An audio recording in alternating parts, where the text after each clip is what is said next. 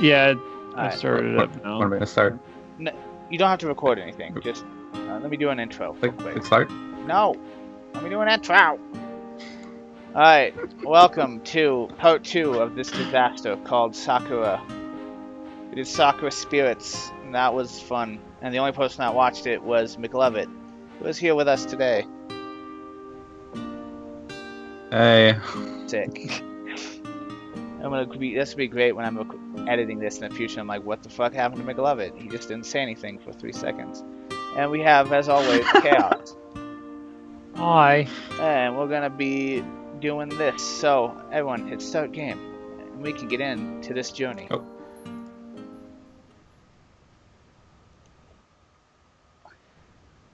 Wake me up inside camp. I believe this is me, as I am the main character. Every night, and then I space. I have the same. I go through a dream. walk through the woods. Every night, I'm always brought back to this place without fail. And then every morning, I'll wake up with no memory of this place at all, till the next time I fall asleep. Not a single night has went by without my consciousness being dragged into the abyss. This realm is devoid of light. So much so, I can't even see my hand in front of my face, no matter how desperately I wave it. The concept of sound is just as absent. My steps silent, and my distressed cries swallowed by the bordering darkness as quickly as they had left my mouth. I'm in bleak, barren wasteland of nothingness. Wake me up inside! I'm in a bleak, barren wasteland of nothingness. Spending any prolonged amount of time here begins to make me doubt even my own existence. Can't wake up. Do your parents not understand you either? Yeah. I only play Reaper and Overwatch. And yet, despite feeling suffocated by a striking absence of nothing, I mean the striking absence of anything, I know I'm not alone. Something Sithis is there. is watching me, stalking me from the shadows. I can't say for sure what it is, but every once in a while, I'll catch sight of something from the corner of my view. A pair of burning, bright eyes, fixated purely on me. They hate me, despise me. There's an overwhelming sense of animosity radiating from whoever they belong to. I know they want nothing more than to lash out and attack me, but something is holding them back. A force they truly despise. Where's the titties already? Jesus. Invisible chains that bind and restrict them from the one thing that is on their mind. Titties. Titty. Titties.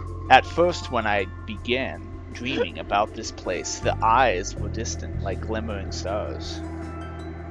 But with each passing night, the eyes seem to inch ever closer and shine even brighter. I think whatever force has been holding them from me is beginning to fade. What will happen when these eyes reach me? I shudder to think. I know it's just a dream, so I shouldn't be afraid. But everything I experience here is so vivid. None of the usual murky haze that shrouds such dreamlike environments seems to exist here at all. I have perfect clarity. I can feel the stagnant, freezing air all around me, enough to incite a shiver out of me every once in a while. Since I'm so used to this dream, I know how it'll end. I'll wade through the darkness for what seems like an eternity, never finding anything until the morning finally comes and pulls me from this nightmare. Can't wake up. Wake me up inside. At least, that was how it usually ended. Something is different tonight. Those hateful, burning eyes that always kept just out of sight before. I'm suddenly confronted by them. Never have they been so close. Never before have I stared straight back into them. Their narrowed, piercing piercing gaze roots me to the spot, and a shooting pain surges through me. I can't move. I can't breathe. Can't wake up. And then, from out of the darkness, a crooked smile spreads just as sinister as the eyes. It's the crooked man. Whose question marks?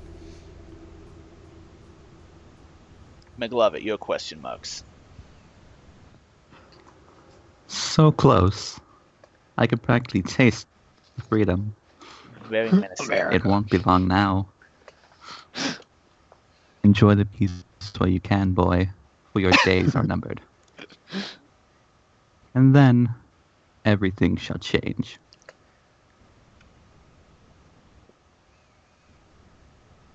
So how was that?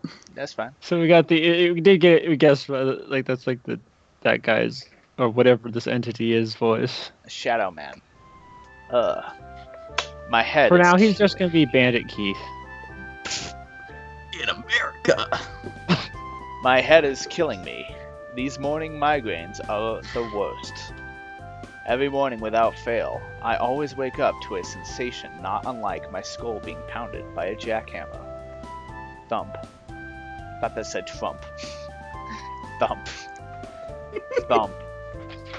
It's almost like a heartbeat. You would think it might be my heartbeat, but I'm not the brightest one in the bin. I feel It's like almost my head is every time. going to split open. It's weird though, because even though the pain is so intense, it never lasts long. In the space it takes Having a stroke? I might be having a stroke. I Jump. grasp my hand to my chest. Fox. Stop. In this space it takes me to get up and head for school. The pain is usually reduced to just a dull throb at the back of my skull by then. So it isn't too much of a hassle in the grand scheme of things. But it certainly isn't a fun way to wake up. I just find it odd how consistent it seems to be. Anyway, enough pondering of these weird mysteries. It's time to tackle the day. I should probably go to a doctor, actually. After a moment of wrestling with my blankets, I swing my legs around and drag myself out of bed.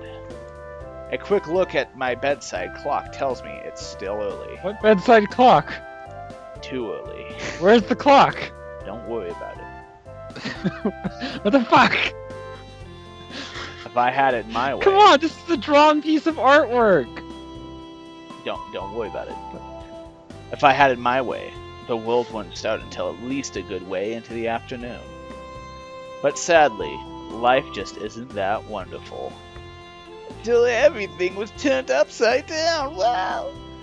Pulling back the curtains to let the light flood into my room, I suppressed the urge to let out a hiss, almost blinding myself in the process. Too bright. I need the darkness for my edge.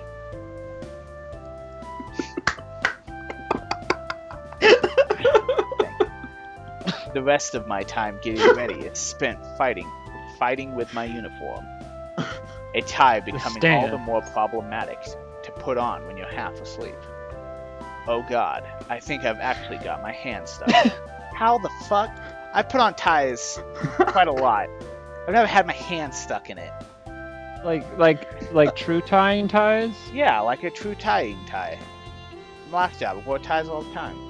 Anyway, almost choking myself to death in the most pathetic fight ever. Have you ever done it while exhausted, though? I finished putting on the tie, the rest of my uniform complying peacefully with me. Unable to find a comb, I settle for just flattening my hair down with my hands. Blinking into the mirror, I'm left staring back at someone with messy black hair. Ugh, it's close enough. Somewhat dressed and somewhat ready, I stumble out of my room, my legs still not fully awake. Uneven steps carry me dangerously down the stairs, and I soon emerge into the kitchen. $20 says there's a sister character. I haven't skipped ahead yet. $20. I'm greeted by silence. The kitchen is empty. A familiar scene for me. Just like my heart. It seems like he just has parents. Yeah, my parents are what you might call workaholics. Why is it a question? Basically, they spend more time at their respective jobs than they ever do here. I only ever get to catch them during the evening while we're eating, and then everyone is off to bed and the cycle repeats. Don't get me wrong, I understand they have work in order. They have to work in order to keep us living comfortably, so I don't hate them for it. It just gets, I don't know, lonely. I guess I was wrong. I mean, that seems a kind of bit much if it's like only get to see them during a meal every time consistently. I'm assuming this takes place in Japan. So. I guess so. It's different. Well. Balance. There's no use moping about it. It's been like this for years, so I don't know. So I don't know why I was getting all emotional about it now. I was just really Don't thinking. put yourself on the edge. I must hone my edge with my troubled parents. The plus side of them not being around is that I quickly learned how to cook for myself. It's amazing how fast you can adapt to that sort of stuff when you are starving. I don't think I have enough time for anything fancy to eat for breakfast, so I'll just settle for toast. You can never go wrong with toast. Okay, you might be able to go wrong with toast. I have a sudden traumatic flashback when the toast erupted into flames. What a day that was. But I've learned from my mistakes now. It won't happen a third time. As I grabbed the fork and... Having devoured the only slightly charred toast, I sling my bag over my shoulder before starting for the front door. I give the empty house one last look over before opening the front door. It's kind of depressing. And running to school with toast in my mouth. Have no one to He say ate it goodbye. already. Yeah. He spits it back up and runs with that. Ew. As I was saying it, I was like, ew. It's kind of depressing to have no one to say goodbye to. But again, this has been the same for every weekday morning since forever ago. The sun is shining high in the cloudless sky. Debatable. Birds are chirping overhead. Cloudless sky! Oh! Are chirping overhead. Waves of students are passing by, happily chatting with one Yeah, another those students. as they all make their way to school. Listen, man, artwork is expensive. It's all so horrible. God, this dude is an edgelord. I know it. I'm not much of a morning person, so I can't even begin to fathom how everyone can be so bright-eyed and bushy-tailed right now. I mean, it's taking all of my willpower just to be able to put one foot in front of the other without just crumbling to the ground.